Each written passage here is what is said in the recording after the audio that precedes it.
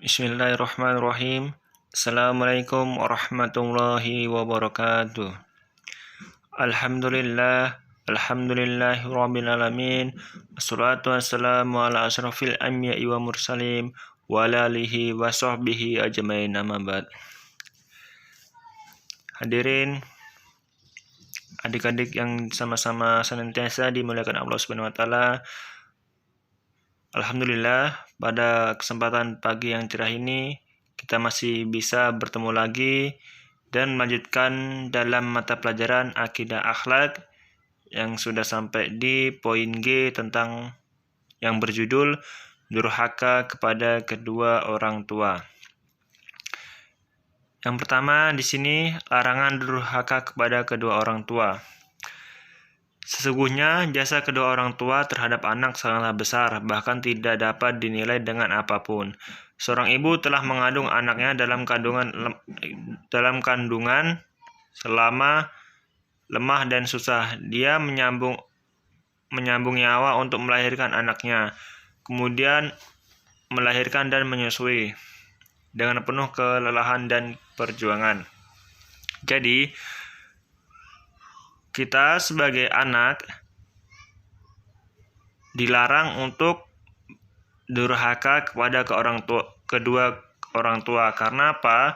Karena orang tua, terutama ibu, telah kurang lebih 9 bulan lamanya mengandung kita, membawa kita ke sana kemari, kelelahan, kecapean. Itu semuanya ditujukan karena demi anaknya.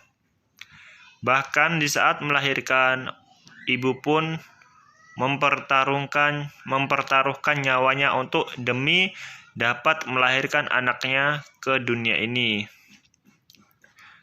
Namun, seorang ibu tidak meminta ganti rugi sedikit pun demi kebahagiaan anaknya.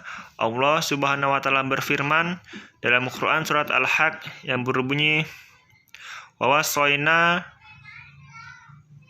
insana biwalidaini ihsan, hamalathu ummahu qubha wa wada'ahu kurha wa hamlahu wa fisulutu salasuna sahiro," yang artinya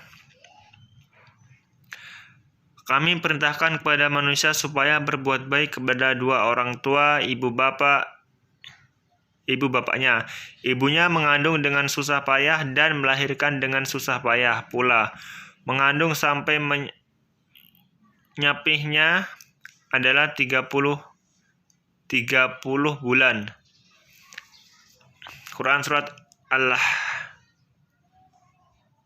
ayat 15.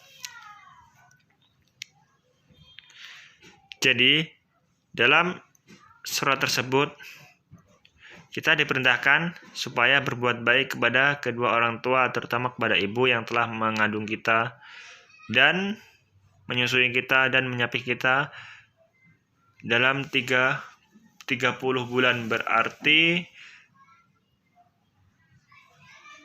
1 tahun lebih. Demikian juga sang bapak bekerja tanpa mengenal lelah untuk mencukupi kebutuhan keluarganya, sehingga tidak heran jika keduanya memiliki hak yang harus dipenuhi oleh sang anak. Bahkan perintah berbakti kepada kedua orang tua tersebut disandingkan dengan perintah untuk beribadah kepada Allah. Allah Subhanahu wa taala berfirman dalam Quran surat An-Nisa, "Wa'budullaha wa la tusyriku bihi sadid wabil walidaini ihsan." Sesungguhnya Allah dan janganlah kamu mempersekutukannya dengan sesuatu apapun dan berbuat baiklah kepada kedua orang tua. Jadi, dalam surat Quran An-Nisa ini ayat 36, Allah menyuruh atau memerintahkan jangan menyekutukan Allah, dan kita diperintahkan untuk berbuat baik kepada kedua orang tua, terutama ibu dan bapak. Selanjutnya, masuk poin yang kedua, yaitu tentang bentuk perbuatan durhaka kepada orang tua. Yang pertama, di sini dibagi menjadi 8 poin. Yang pertama, mengucapkan perkataan yang menunjukkan tidak suka seperti atau semacamnya, membentak atau berusaha bersuara keras kepada orang tua. Sungguhnya Allah Subhanahu wa taala berfirman yang artinya maka sekali-kali janganlah kamu mengatakan kepada keduanya perbuatan atau perkataan dan janganlah kamu membentak mereka dengan ucapan kepada mereka perkataan yang mulia, dan ucapkanlah kepada mereka perkataan yang mulia. Jadi, maksud Quran Surat Al-Isra ayat 23 ini, kita sebagai anak jangan sekali-kali mengatakan atau berkata kasar kepada orang tua, dilarang membentak. Jangankan membentak, mengucapkan kata-kata sekecil kata saja sudah dilarang, apalagi kata-kata membentak atau membuat sakit hati kedua orang tua. Jadi kita sebagai anak diperintahkan untuk mengucapkan kata-kata yang mulia, kata-kata yang disukai orang tua, kata-kata yang membuat hati orang tua ini sejuk dingin. Yang kedua yaitu bermuka masam dan cemberut kepada orang tua. Maksud bermuka masam dan cemberut kepada orang tua itu, kita menunjukkan muka kita menunjukkan sesuatu yang tidak enak dilihat orang tua. Yaitu contohnya kita disuruh belanja ke sana, tapi kita mengucapkan atau menunjukkan muka kita dengan muka masam atau dengan cemberut kepada orang tua. Itu perbuatan yang dilarang. Sehingga sudah sepatutnya kita sebagai anak harus berbakti kepada orang tua, menolong kepada orang tua selama perintah orang tua itu perintah kebaikan. Yang kedua, mencela orang tua baik secara langsung maupun tidak langsung. Yang dimaksud mencela orang tua ini menghina orang tua baik secara langsung maupun tidak langsung. Adapun secara langsung, contohnya kita disuruh membeli sesuatu, namun kita tidak menghiraukan perintah orang tua, malah kita mencela orang tua dengan perkataan-perkataan yang membuat sakit hati orang tua. Dan contoh tidak langsung yaitu kita mencela orang tua kita dengan melalui perantara teman kita. Kita mengatakan orang tua kita dengan perkataan-perkataan yang tidak baik kepada teman kita. Itu merupakan mencelaan tidak langsung. Memandang sinis kepada orang tua. Jadi kita sebagai anak dilarang untuk memandang sinis kepada orang tua. Memandang dengan pandangan yang tidak suka dengan orang tua itu sungguh akan membuat sakit hati orang tua kita. Jadi kita sudah sewajibnya memberikan pandangan atau memandang orang tua dengan pandangan, atau orang tua dapat melihat kita dengan pandangan yang disukainya. Malu menyebut mereka sebagai orang tuanya. Jadi sungguh sangat durhakalah kita apabila malu menyebut orang tua kita kepadanya. Contohnya, seorang yang sudah sukses akan menikah, lalu mempertemukan orang tua dengan calon pengantin kita, namun kita tidak mengakuinya orang tua tersebut adalah orang tua kita dengan alasan perbedaan kasta antara anak dan orang tua. Jadi perbuatan itu sangat perbuatan yang dibenci oleh Allah Subhanahu wa taala.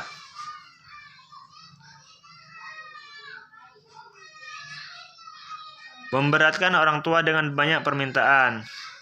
Jadi sebagai anak jangan memberatkan orang tua dengan banyak permintaan.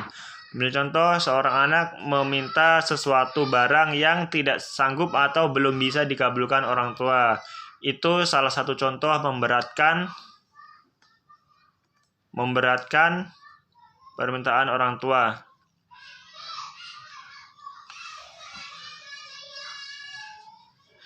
Selanjutnya, bagi laki-laki yang sudah menikah lebih mementingkan istri daripada orang tua. Jadi, bagi laki-laki yang sudah menikah, kita namanya orang tua itu tetap menjadi yang utama biarpun sekalipun dibandingkan dengan seorang istri. Karena apa? Karena orang tua atau seorang ibu terutama yang melahirkan kita, susah payah kepada kita. Sebelum kita mengenal istri kita atau mengenal calon kita, terlebih dahulu kita mengenal ibu kita yang susah payah bersama-sama, yaitu dengan orang tua kita. Jadi kita dilarang untuk mementingkan istri kita daripada orang tua kita. Selanjutnya, menelantarkan orang tua ketika masa tua atau saat membutuhkan anaknya. Jadi sungguh sangat dosa besar seorang anak yang menelantarkan orang tuanya di saat membutuhkannya. Contohnya, orang tua dibawa ke panti jompo. Itu karena seorang anak yang tidak sanggup merawat orang tua, maka anak tersebut memberikan atau menaruh orang tua ke panti jompo. Sungguh perbuatan itu perbuatan yang sangat dilarang oleh Allah Subhanahu wa taala. Sudah sepatutnya kita sebagai anak berbalas budi kepada orang tua, berbuat baik kepada orang tua, terutama di saat orang tua kita membutuhkan kita. Selanjutnya, poin ketiga, dampak durhaka kepada orang tua. Di sini yang poin pertama yaitu dibenci oleh Allah.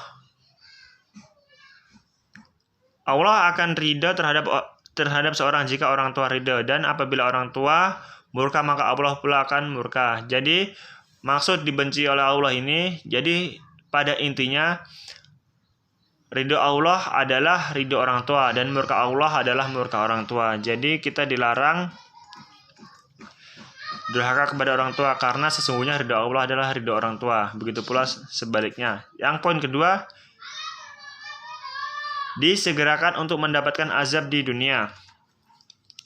Seorang anak yang durhaka kepada ibunya tidak hanya mendapat dosa, namun Allah juga akan memberikan azab. Dalam sebuah riwayat Rasulullah bersabda yang artinya Rasulullah Shallallahu Alaihi Wasallam bersabda, setiap dosa-dosa Allah Taala mengakhiri atau balasannya sebagaimana yang Dia kehendaki dari dosa-dosa itu sehingga hari kiamat, kecuali durhaka kepada orang tua. Sesungguhnya Allah menyegerakan balasan yang bagi pelakunya saat hidup di dunia sebelum wafat. Jadi semua perbuatan dosa itu akan dibalas pada saat hari kiamat. Namun apabila durhaka kepada orang tua, maka pelaku tersebut sebelum dia wafat, maka Allah akan menyegerakan azab kepada orang yang durhaka kepada kedua orang tua. Selanjutnya yang poin C, terhalang masuk surga.